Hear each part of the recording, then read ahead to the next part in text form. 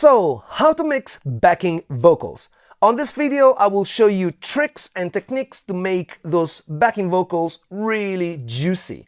And also I will show you what's the difference between lead vocals and backing vocals and how it all works out in the context of a mix. Welcome back to the Thomann studio and recording channel. My name is Claudio, I'm a music producer and I run this awesome studios here in central London called Dr. Mix. On this series, I explain mixing, mastering, music production, the things that you're interested in, right? If you are, then please subscribe to this channel, hit on that bell notification so that you don't miss out. And having said all that, let's dive right into it.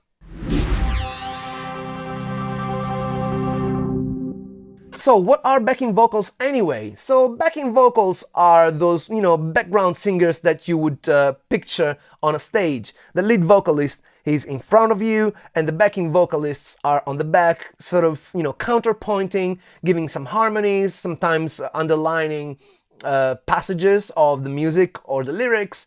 And they have two different roles. Usually backing vocalists would be different to the lead vocalists. However, what tends to happen nowadays is that the singer also does his own or her own backing vocals. So it is double important to make sure that in mixing we give the backing vocals a slightly different flavor so that when you're listening to the song, you can understand the difference, Instead of having the whole thing meshed together, you create a bit of separation so that the lead vocals have their own place and the backing vocals have their different place. So, as an example, I'm gonna use this track that I've done recently. I have sung this myself, so forgive me. And let me show you the lead vocals here, yeah? Poi o samba é tão animado, o eu quero é samba. Right? And then we have the backing vocals that are this one in yellow. Este samba que é misto de maracatu. Let's start with panning. Now, panning is the first port of call because basically what happens is that you can choose the position of a track within the mix. All we need to do is go here, maybe zoom in a tad, and there you go. So this is the pan.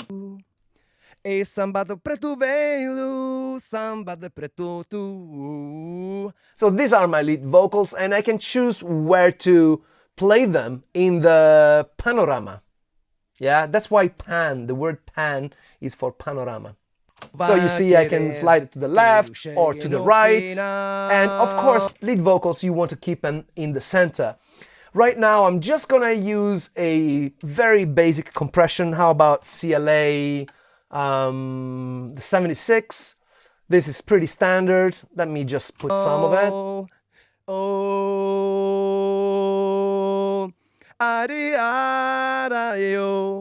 Oba, oba, oba. All right, so without it. So I've got a nice and strong lead vocal sound here. The backing vocals instead are these ones, right? Let me solo them.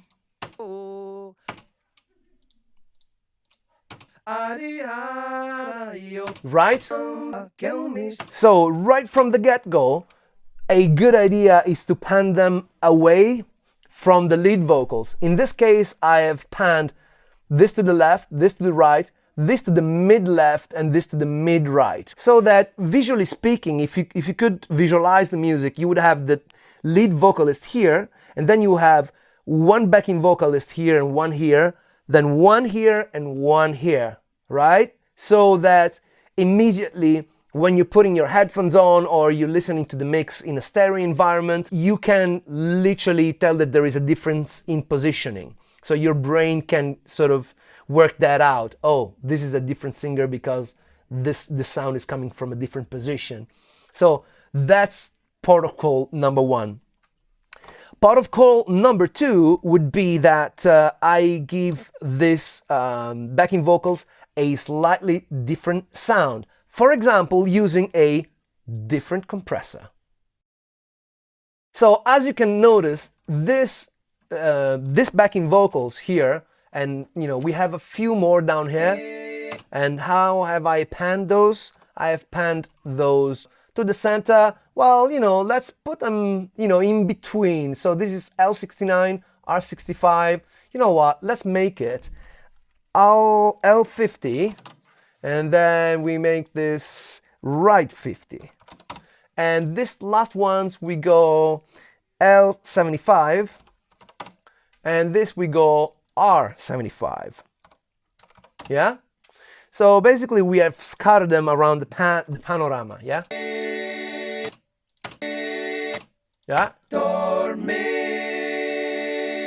Alright, so they sound like a choir, like a proper choir. They take up a lot of space.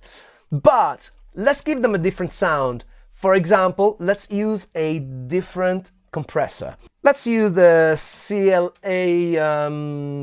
CLA2A. Now this is a slightly different compressor, and it has a slightly different sound. Peak reduction. Let's make sure they hit correctly.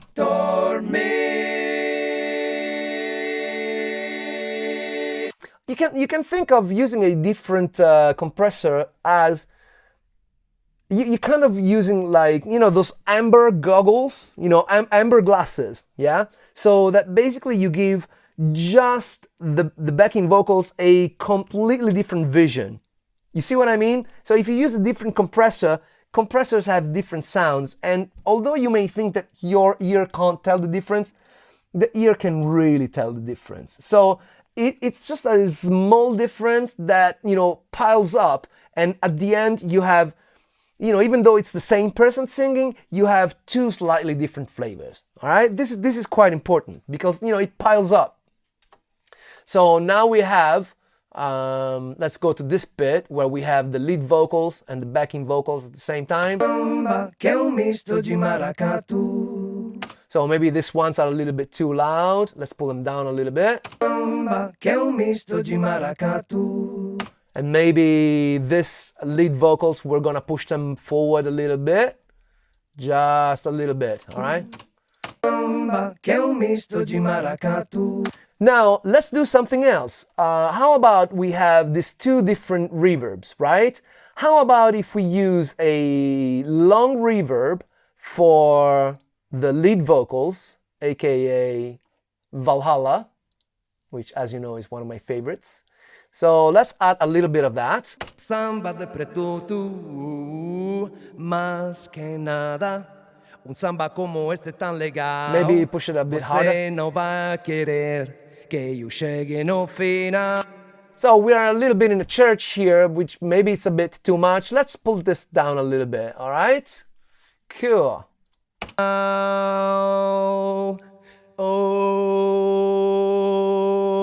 All right, so we have this sound for the lead vocals. Let's give the backing vocals a different sound now. How about if we add this other reverb here? What is it? Is it called med reverb, medium reverb? Okay, now this one has a little delay on it, and then it has some kind of, this is a different, it's basically a different setting. It has a slightly different sound. It's definitely shorter. So now we have,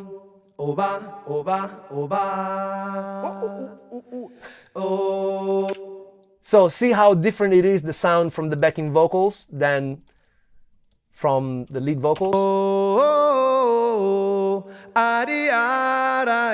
Lead vocals, backing vocals. All right. How about if maybe we filter out the low end a little bit more? All right. Cool. And we can do even more. For example, a trick that I like to use on backing tracks is vocal doubler. So vocal doubler basically is like a chorus effect that I only use on the backing vocals bus. So doubler, yes. And my favorite is this pensado doubler. And it's a bit subtle, but try to listen for it. Without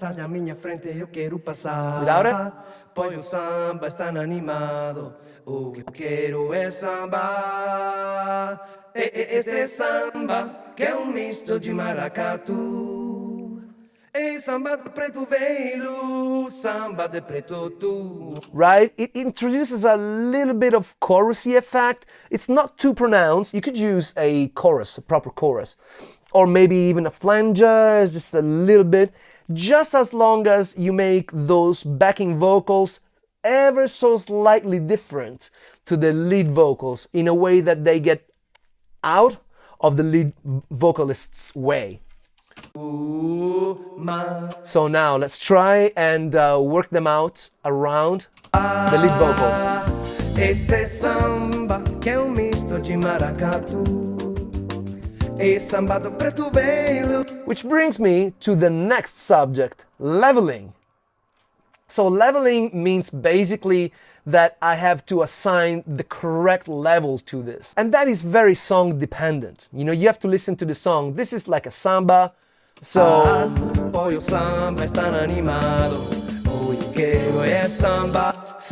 I just want to add a little bit of it so that it feels like I'm embracing the lead vocalist, but without overpowering it, because the lead vocalist is still the lead vocalist.